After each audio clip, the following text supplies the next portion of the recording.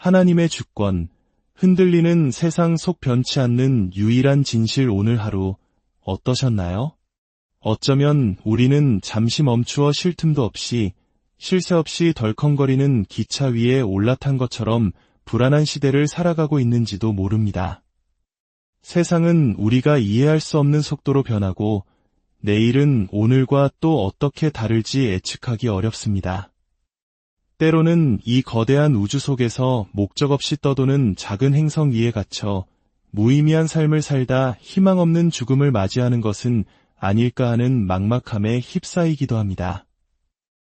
이 메시지를 듣고 계신 여러분의 마음에 하나님께서 주시는 깊은 평안이 함께하기를 기도합니다.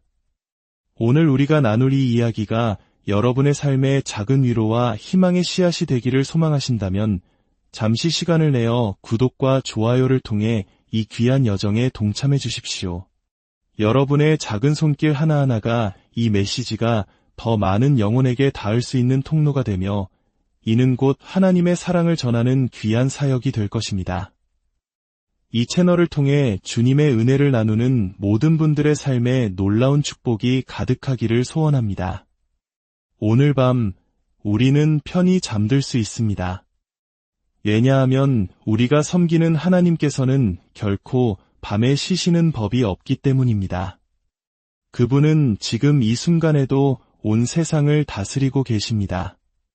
우리가 믿는 하나님은 여호와이시며 그분과 같은 분은 이 세상 어디에도 없습니다. 그분은 절대적인 분이시며 영원하고 전능하며 완전한 주권자이십니다. 만약 전능하신 하나님께서 단 한순간이라도 이 우주에서 당신의 손을 거두신다면 어떤 일이 일어날까요? 모든 것은 순식간에 혼돈 속으로 사라져 버릴 것입니다. 하나님은 이 모든 것을 붙들고 계시는 강력한 접착제와도 같습니다. 온 우주를 붙들고 계시는 하나님께서 오늘 지치고 힘든 당신의 삶 또한 온전히 붙들어 주실 수 있음을 믿으시기 바랍니다. 주권이라는 단어는 하나님께서 모든 일을 당신의 목적에 따라 행하신다는 의미를 담고 있습니다. 사실 이 단어는 오늘날 세상 뉴스에서도 심심치 않게 찾아볼 수 있습니다. 아마 여러분이 생각하는 것보다 더 익숙한 단어일 겁니다.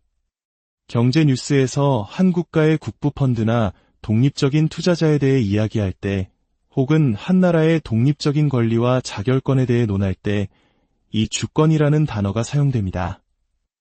스스로보다 더 높은 권위에 답할 필요가 없는 독립적인 힘을 의미하는 것이죠. 하지만 성경은 진정으로 주권을 가지신 분은 오직 한 분, 바로 전능하신 하나님뿐이라고 선포합니다.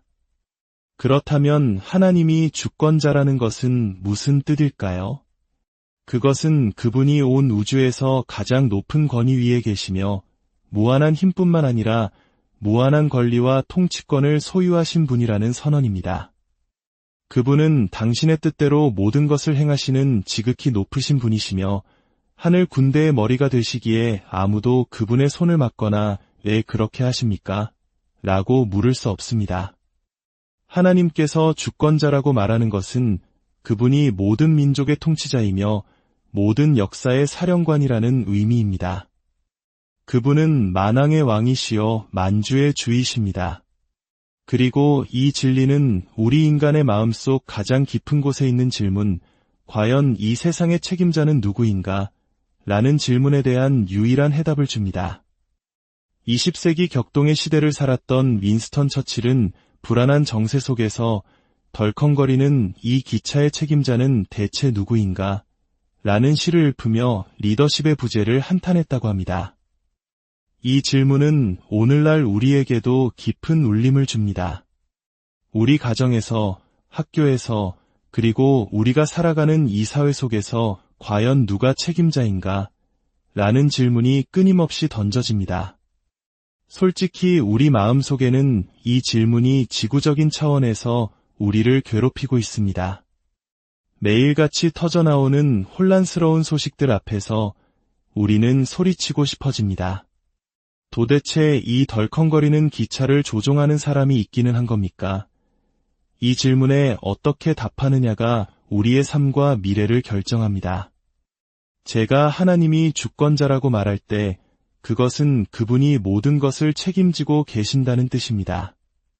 그분은 그 어떤 피조물보다 무한히 높으신 분이며 하늘과 땅의 주인이십니다. 어느 누구에게도 종속되지 않으시고 누구의 영향도 받지 않으시며 그 존재 자체가 독립적이고 자유로우십니다. 그분은 언제나 어디서나 영원히 당신이 기뻐하시는 대로 행하십니다. 그 어떤 것도 그분을 막거나 방해하거나 좌절시킬 수 없습니다. 하지만 하나님의 주권에 대한 가르침은 우리에게 큰 위로를 주는 동시에 때로는 가장 많은 논쟁과 분노를 일으키는 주제이기도 합니다. 이는 스스로를 삶의 주인이라 여기는 인본주의 시대의 가치관과 정면으로 충돌하기 때문입니다. 현대 사회는 우리에게 자율성과 독립, 그리고 우리가 원하는 것은 무엇이든 할 수 있는 절대적인 권리를 속삭입니다. 상상하고 믿으면 무엇이든 이룰 수 있다고 말하는 세미나들이 넘쳐나고 인간에게 시간이 조금만 더 주어진다면 모든 문제를 해결하고 스스로 신이 될 수 있을 것이라고 주장합니다. 하지만 스스로 주권자라 외치는 인간 세상의 모습은 어떻습니까? 세상은 평화와 번영으로 가득 차 있습니까? 아니면 무질서와 불안, 혼돈으로 빠져들고 있습니까? 우리는 혹시 잘못된 길로 가고 있는 것은 아닐까요? 성경의 역사는 인간이 스스로를 통제하려 할 때마다 어떻게 좌절되었는지를 명백히 보여줍니다. 창세기에서 니므롯은 사람들을 모아 하나님이 우리에게 내려오실 필요가 없다. 우리가 직접 하늘까지 닿는 탑을 쌓자고 외쳤습니다. 하지만 그들의 교만한 계획은 언어가 혼잡해지는 하나님의 개입으로 무너져 내렸습니다. 결국 하나님께서 모든 것을 통제하고 계셨습니다. 요셉의 이야기를 떠올려 보십시오. 그는 형제들에게 배신당해 노예로 팔려갔습니다. 형제들은 그의 존재를 지워버리려 온갖 악한 일을 저질렀습니다. 하지만 수년 후 하나님의 주권 안에서 형제들은 극심한 기근을 피해 식량을 구하러 이집트로 갔고 그곳에서 이집트의 총리가 된 요셉과 마주하게 됩니다. 그것은 결코 어쩌다 보니 일어난 일이 아니었습니다. 그것은 하나님의 주권이었습니다. 요셉은 두려움에 떠는 형제들에게 이렇게 말했습니다. 당신들은 나를 해하려 하였으나 하나님은 그것을 선으로 바꾸사 오늘과 같이 많은 백성의 생명을 구원하게 하시려 하셨나니 두려워하지 마소서. 형제들의 악한 의도마저도 하나님의 선한 계획을 이루는 도구가 되었습니다. 출애굽기에서 파라오가 히브리 남자 아기들을 모두 나일강에 던져 죽이라고 명령했을 때를 생각해 보십시오. 그는 유대 민족의 씨를 말리려 했습니다. 하지만 하나님께서는 바로 그 죽음의 강, 나일강을 이용해 한 아기를 살리셨고 그 아기는 훗날 자신의 백성을 해방시킬 지도자 모세가 되었습니다. 파라오를 조롱하시듯 하나님께서는 그의 가장 잔인한 계획 속에서 구원의 계획을 이루셨습니다. 홍해 앞에서 이스라엘 백성을 가두었다고 생각했던 파라오의 군대는 오히려 그 바다에서 수장되었습니다. 이 역시 우연이 아니었습니다. 하나님의 주권이었습니다. 하만이 유대 민족을 말살하려 모르드게를 매달 교수대를 만들었을 때 오히려 자신이 그 교수대에 매달리게 된 사건도 마찬가지입니다. 이 모든 역사를 통해 하늘의 하나님께서는 우리에게 누가 진정한 통치자인지를 분명히 보여주셨습니다. 오늘날 우리가 마주하는 혼란스러운 세상의 소식들을 볼 때 저는 텔레비전을 끄고 신문을 내려놓고 성경을 펴서 머리를 숙여 기도할 수밖에 없습니다. 저는 이 모든 것을 주관하시는 분이 누구신지 압니다. 이 진리는 우리에게 세 가지 확신을 줍니다. 첫째, 그분이 주권자이시기에 우리는 그분을 경외할 것입니다. 만약 우리나라의 지도자가 예고 없이 이곳에 방문한다면 우리는 정치적 견해와 상관없이 그 직위에 대한 존중의 의미로 일어서서 박수를 보낼 것입니다.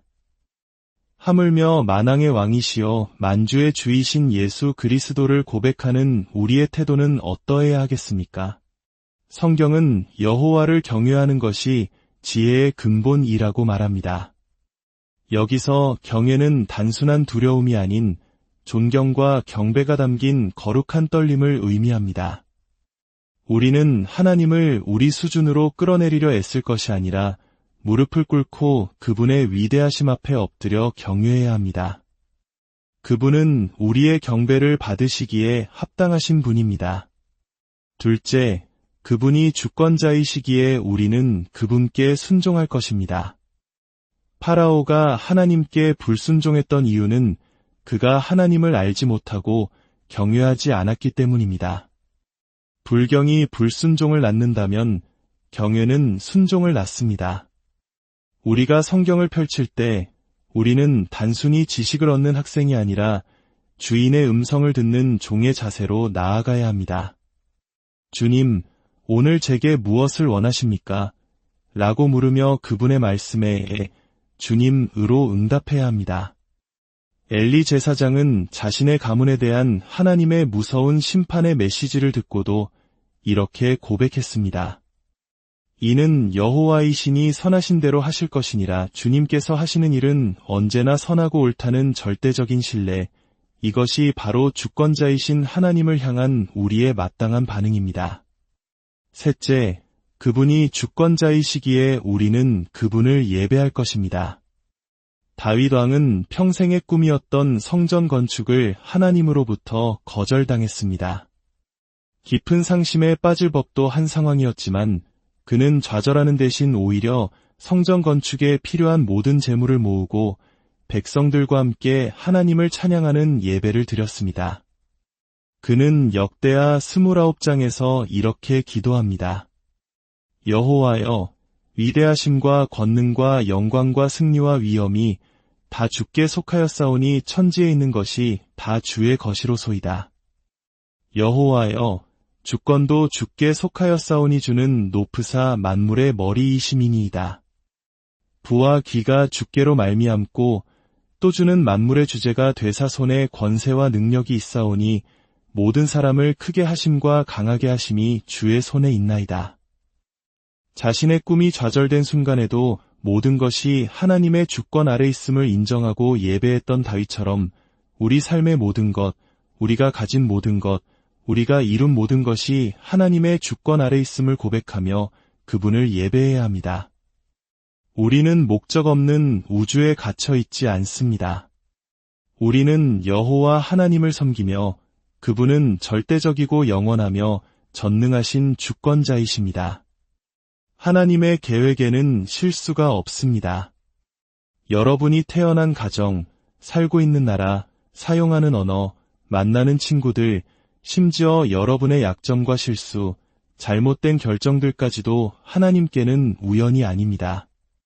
로마서에서 말하듯 하나님께서는 모든 것을 합력하여 당신의 영광을 위해 선을 이루십니다. 하나님께서 우리 삶에 개입하시면 그분은 좋은 것과 나쁜 것, 실수와 성공을 모두 가져다가 당신의 주권 안에서 아름답게 엮어내십니다. 혹시 오늘 나는 너무 많은 실수를 저질러서 하나님이 더 이상 나를 사용하실 수 없을 거야 라고 생각하십니까? 아닙니다. 회개하고 바로 서서 하나님의 다음 말씀을 기다리십시오. 약속하건대 하나님은 아직 당신을 포기하지 않으셨습니다. 그분은 당신을 향한 목적을 가지고 계시며 당신의 잘못마저도 당신의 계획 속에 아름답게 엮어 사용하실 것입니다. 거대한 유람선을 상상해 보십시오. 선장은 항해 지도를 보며 배가 나아갈 방향을 정확히 알고 있습니다. 승객들은 각자의 삶을 살아가지만 그 누구의 행동도 배의 항해를 멈추거나 경로를 바꾸게 할 수는 없습니다. 배는 정해진 시간에 정확히 목적지에 도착합니다. 이것이 바로 하나님의 주권에 대한 불완전하지만 도움이 되는 비유입니다. 하나님께서 우리 인생이라는 배의 키를 잡고 계십니다. 세상의 문화가 바뀌고 인생의 폭풍이 몰아쳐도 조타실에는 전능하신 하나님이 계십니다. 그분께서 책임지고 계시며 배는 그분이 원하는 곳으로 나아가고 있습니다. 때로 혼란스러울지라도 우리는 선장님을 신뢰할 수 있습니다. 혹시 아직 예수님을 영접하지 않으셨다면 당신의 삶의 조타실에 그분을 주인으로 모시겠다고 고백해 보십시오. 주권자이신 하나님, 제 삶의 주인이 되어 주십시오. 당신이 그분을 초대할 때 그분은 결코 거절하지 않으십니다. 밤하늘을 올려다 보십시오. 저 무수한 별들을 우주에 흩뿌리신 그 위대한 창조주, 태양을 불타오르게 하는 그 무한한 에너지의 근원이신 하나님께서 바로 당신을 사랑하시고 당신의 삶을 인도하시는 분입니다. 그분의 전능하신 능력은 오늘 당신의 예배에 힘을 더하고 당신의 믿음의 발걸음을 격려하며 당신이 감당해야 할 모든 사역에 능력을 부어주실 것입니다. 우리가 스스로의 힘으로 하나님의 일을 하려 할 때 우리는 쉽게 지치고 넘어집니다. 하지만 하나님의 무한한 능력을 의지할 때 우리는 우리의 한계를 뛰어넘어 하나님께서 하실 수 있는 놀라운 일들을 경험하게 될 것입니다. 오늘 당신의 삶에 정전이 찾아왔습니까? 예기치 못한 질병, 실직, 자녀의 문제, 사랑하는 이와의 이별, 우리의 힘으로는 감당할 수 없는 어둠이 밀려올 때 바로 그때가 우리의 전원을 끄고 하나님의 능력에 접속해야 할 때입니다. 그분의 능력은 우리의 어떤 문제보다 크고 그분의 지혜는 우리의 어떤 고난보다 깊습니다. 주권자이시며 전능하신 우리 하나님 아버지의 은혜와 평강이 오늘 이 말씀을 듣는 모든 분들의 삶 가운데 영원히 함께하기를 간절히 기도합니다.